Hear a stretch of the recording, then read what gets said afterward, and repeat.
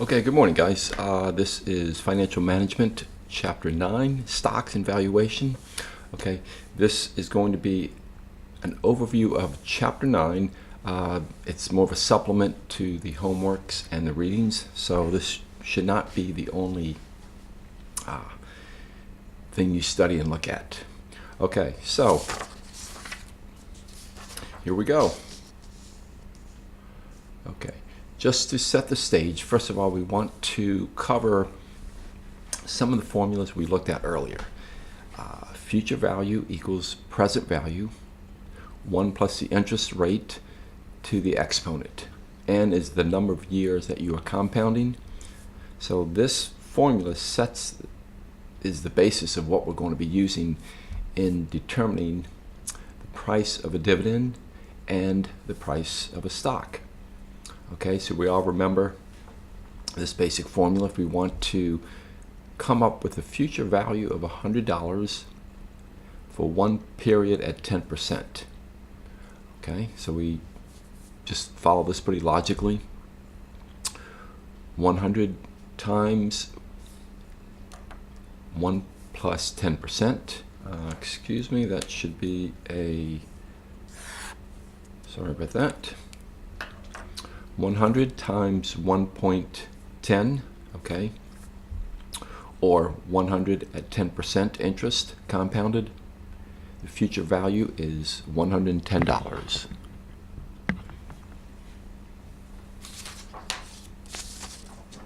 Okay, again, that is simply just setting the stage for what we'll do shortly.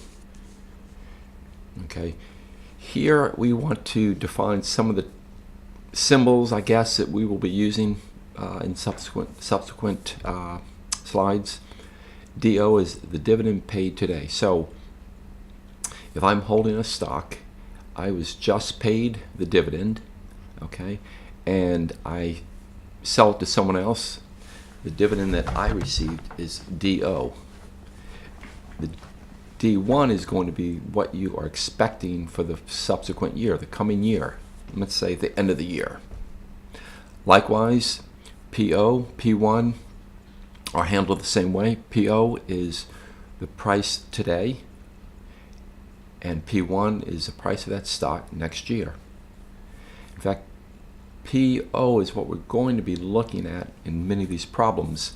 It's the intrinsic value of the stock today.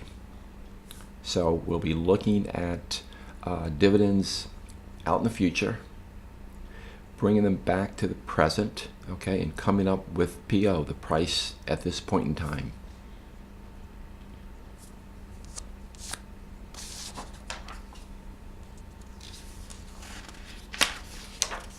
So, like I like to do in class, as you know, set up a timeline. So it's going to look something like this. DL will be here, okay? The following year, D1, D2 is the second year dividend, D3 is the third year dividend. Similarly, the price beginning here, PO can be any period, but it's today. It's whatever year that might be. It's this point in time. P1 is a year from now, P2 is a year from that point, and so forth. Okay, so I would highly recommend when you start working through these problems, homework problems, to set up this timeline. It makes it simple, gets all the data out of the book, out of the sentence, and places it, in a grid.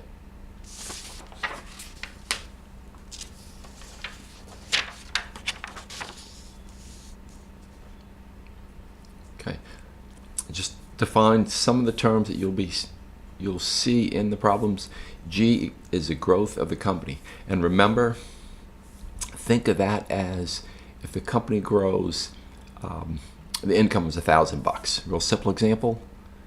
The company can either give out all the dividends or retain them. If they retain all the dividends, their growth will be very robust.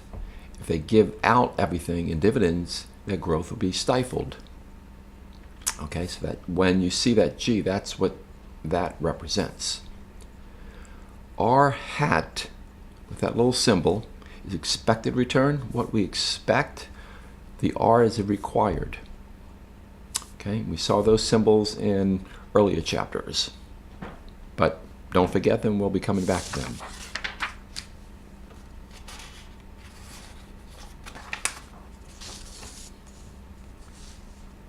So two of the core problems that we will be looking at in this chapter are two things. One, constant growth, and non-constant growth. Very simple. Constant growth, you can think of if a company is mature, it's been around for a long time, it's captured the full market, and it's just kind of going out in the sunset. It's growing at 5%. In this case, G is 5. It's going to grow at that perpetually. Okay, hypothetically, it'll never change. That's a little bit hypothetical, but it helps us illustrate these problems. Okay, so DO, again, is the dividend paid today. That was at $2. That is going to be used for the starting point to determine what D1 is, what D2 is, what D3 is, and so forth. So that's our starting point. And again, G, growth, is 5%. So we want to find D1 and D2.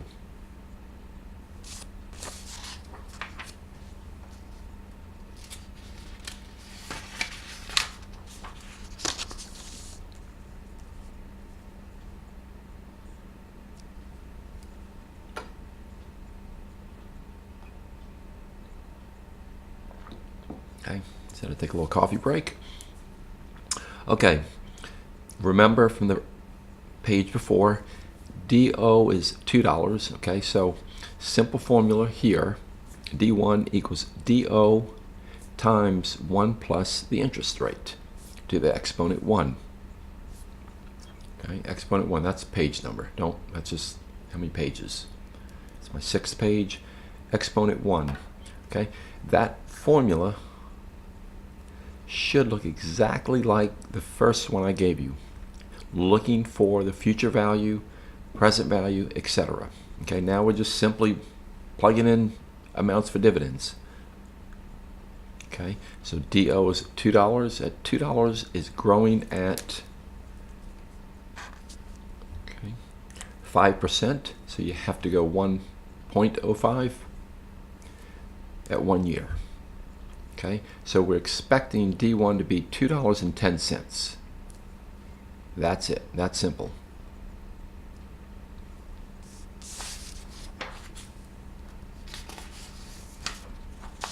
Okay.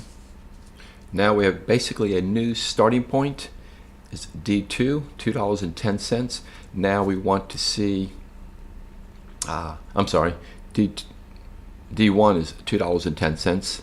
So we have a new starting point. Now we just change the formula. D2 equals what we just found out, D1. Okay. D1, 1 plus the growth for 1 year. And we know the growth is still 5%. That growth is going to be consistent throughout this problem, if you will. Okay, so D2 equals D1 times 1 plus the growth at the exponent 1. Remember that's 7, that's my 7th page for this illustration. D2 can be expected to be $2.20. Okay. So D2 is $2.20. That's it. That's now there is a second way to come up with these dividends if you want to, and you should remember this from earlier chapters.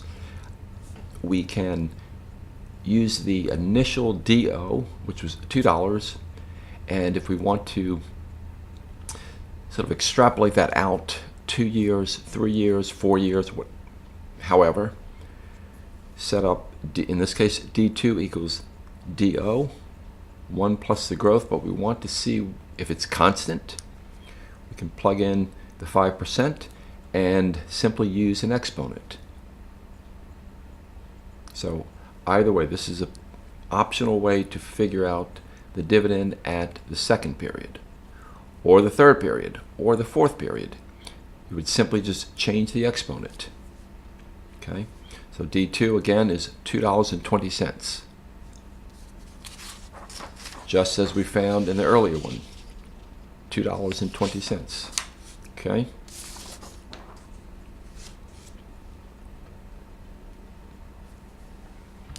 I'm going to stop there because it's about 10 minutes, and to put this on YouTube, that's about the max.